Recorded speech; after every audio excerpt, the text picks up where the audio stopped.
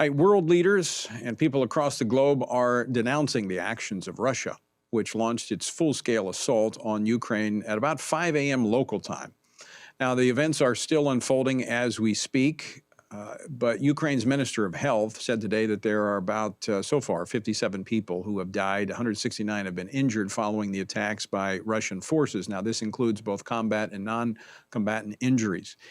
And as we watch in horror as these events continue to unfold, the question is, how should we as Christians be viewing and responding to the situation? How does it fit into what we know is, as I cited earlier from Matthew chapter 24, that Jesus said, "And you will hear of wars and rumors of wars. See that you are not troubled, for all these things must come to pass, but the end is not yet." So we know that the world is going to be a troubled place. And so how should we respond? What should we be doing? We're going to be joined by Pastor Jack Hibbs, actually just trying to get him connected. He's senior pastor, Calvary Chapel, Chino Hills in California. But before I go to Pastor Jack, where we're trying to work out some sound issues there, I want to go to Travis Weber. He's the Vice President of Policy and Government Affairs here at the Family Research Council. And there's a bill coming up next week in the United States Senate that will be voted on.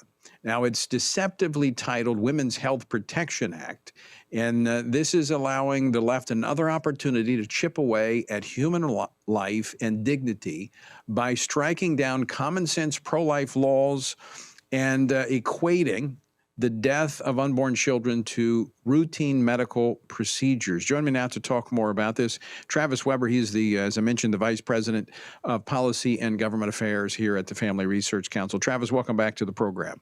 Thank you, Tony.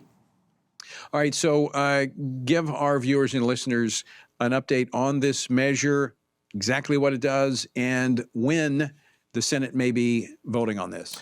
Yes, as you mentioned, this is a pretty radical abortion bill the Democrats are insisting on Congress take a look at. The bill basically codifies Roe by providing for a statutory right to abortion through full pregnancy. And the Democrats are pushing this in light of the pending Dobbs decision from the Supreme Court, which may totally gut or chip away at Roe. So the House passed this back in September, 218 to 211. Only one Democrat, Henry Cuellar from Texas, voting against it, and NARAL dinging him publicly after he voted against this radical abortion bill. So anyone who stands up to even the most radical abortion bill on the Democratic side is getting criticized by the abortion groups. The Senate now taking a look at this bill, Chuck Schumer dropping it on the calendar for procedural vote on Monday. The Senate's going to take it up. I don't think it's going to pass, thankfully.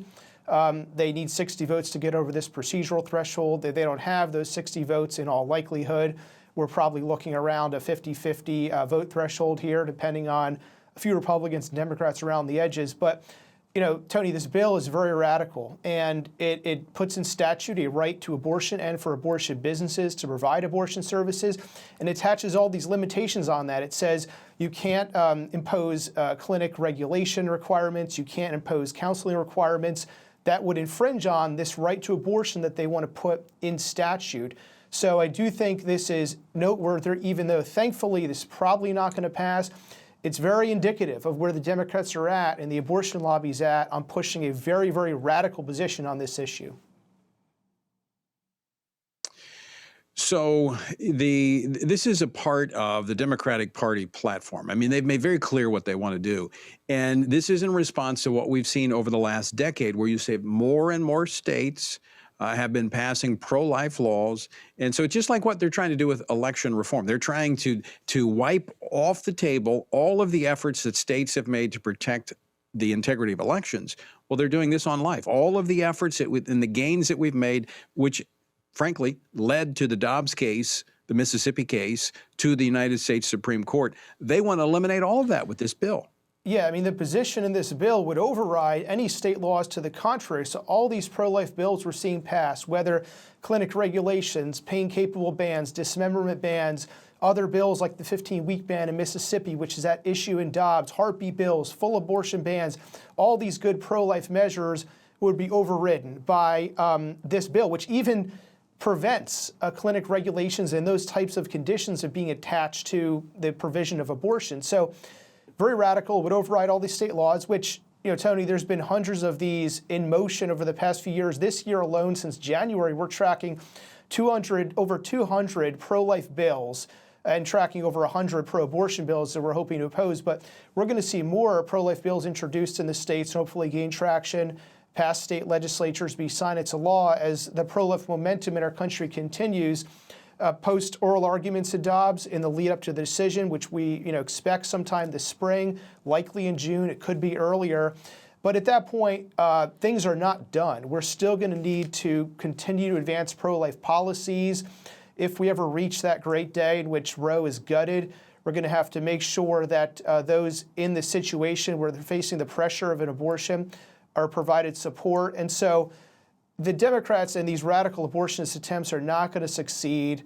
They're grasping for straws here, but we need to keep working and praying to protect life. And that includes defeating this inaptly named Women's Health Protection Act, which is really the Abortion on Demand Until Birth Act. That's what it's called. That's what we need to be calling it.